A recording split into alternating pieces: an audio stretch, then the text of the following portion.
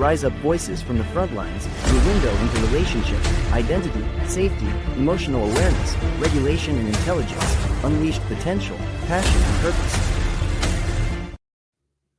Hello, everyone. Welcome back to Rise Up Voices from the Front Lines, and this is a Trauma-Informed Leadership Series episode. I'm your host, Krista Fee, and I look forward to chatting with you about the shadow side of legacy, when wounds lead. Here's the thing, every leader leaves behind a story. Some are stories of courage, healing, and hope. Others are stories of fear, betrayal, and destruction.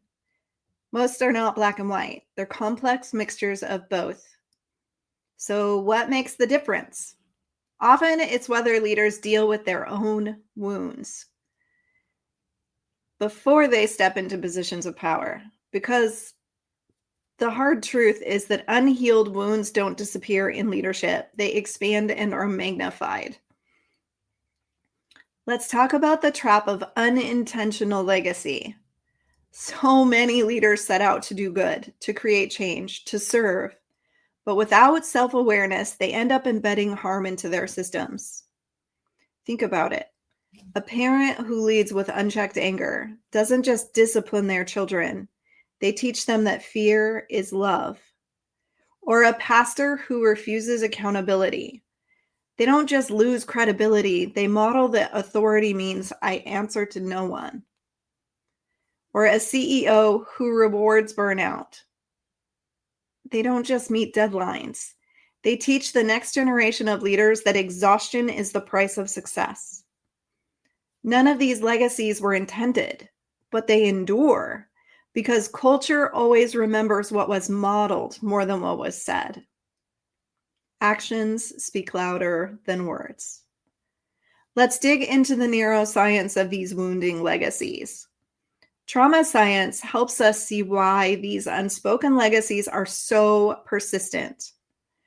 Trauma wires the brain for hypervigilance, control, or avoidance. When leaders operate from that space, their leadership creates environments of chaos, mistrust, or domination. Leaders with unresolved trauma may interpret disagreement as betrayal. They may hoard control because trust feels really unsafe. They may swing between overreaction and withdrawal because their nervous systems are dysregulated. Over time, organizations reflect the leader's inner world. If that leader's world is turbulent, that turbulence is embedded into the culture. This is why unexamined wounds so often become organizational DNA. Legacy is not about intention alone. It's about integration. History's wounding legacies. Let's talk about some examples. Joseph Stalin, he rose promising liberation, but he left behind a legacy of fear, repression, and mass death. His paranoia became the culture of the Soviet Union for decades. Pol Pot began with rhetoric about equality, but left Cambodia in ruins, scarred by genocide. His trauma-fueled violence was systematized into national policy. Authoritarian regimes around the world show us how a single leader's unresolved fear of losing power metastasizes into systems of surveillance, suppression, and cruelty. And let's get closer to home. Think about leaders in corporations or nonprofits who fall from grace. Sometimes they leave behind more than scandal. They leave a culture of mistrust that lasts long after their names are gone from the letterhead. The warning is clear. A leader's wounds, if unexamined, will outlive them. Now let's talk about more subtle forms of wounding legacies. Because not every wounding legacy looks like tyranny, genocide, or abuse. Sometimes it is more subtle. Leaders who avoid conflict leave behind organizations where problems fester. Leaders who idolize charisma over competence leave successors unprepared. Leaders who fail to address bias embed inequality as normal practice. These are quieter but no less corrosive. They shape cultures where people learn to shrink, to silence themselves, or to distrust leadership as a whole. And then there's false North Stars. There's another danger. When leaders confuse personal ambition, ideology, or unresolved wounds with their true North Star. False North Stars can look like control disguised as order, popularity disguised as influence, domination disguised as strength, and martyrdom disguised as sacrifice. When these false guides direct leadership, legacy veers completely off course. Followers may rally for a season, but what remains in the end is disillusionment and division. And then let's talk about the personal cost. Because wounding legacies don't just harm followers, they devour leaders too. Leaders who refuse to deal with their wounds often burn out, collapse morally, or end up isolated. They may win battles, but they lose themselves in the process. They may gain influence, but they lose integrity.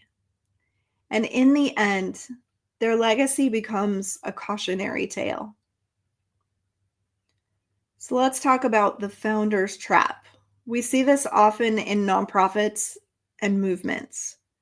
A passionate founder builds something beautiful, but they can't release control. Their fear of irrelevance keeps them gripping every decision. Succession planning never happens because no one is good enough to carry the mission.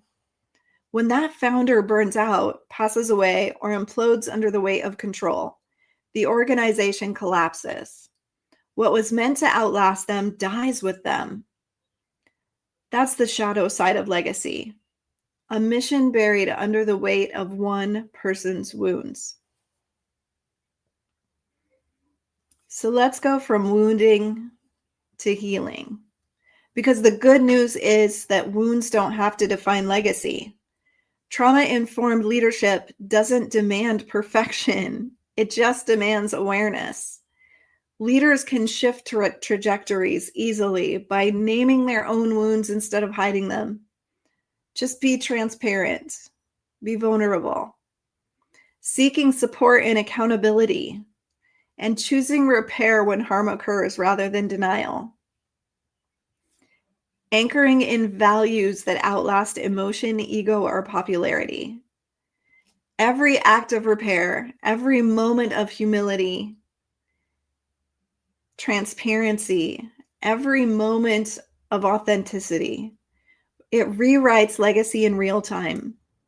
So here are some deep dive self-reflection questions. Just pause and ask yourself, what unintentional legacy might I be creating? Where do my wounds still bleed into my leadership? Am I confusing a false North Star for my true values? If I were gone tomorrow, what would my people inherit? Legacy isn't neutral. It's either healing or wounding. And often the difference rests in whether we've faced our own scars. This has been episode 32 of the Trauma-Informed Leadership Series on Rise Up, Voices from the Frontlines. I'm Krista Fee, and I invite you to rise with me. Rise up out of the ashes of your experiences, anchor your leadership in truth and love, and lead your life on fire. Join me in the Rise Up Trauma-Informed Leadership course and community, or book a one-on-one consultation with me anytime. I look forward to seeing how Rise Up can transform your life, family, organization, and community.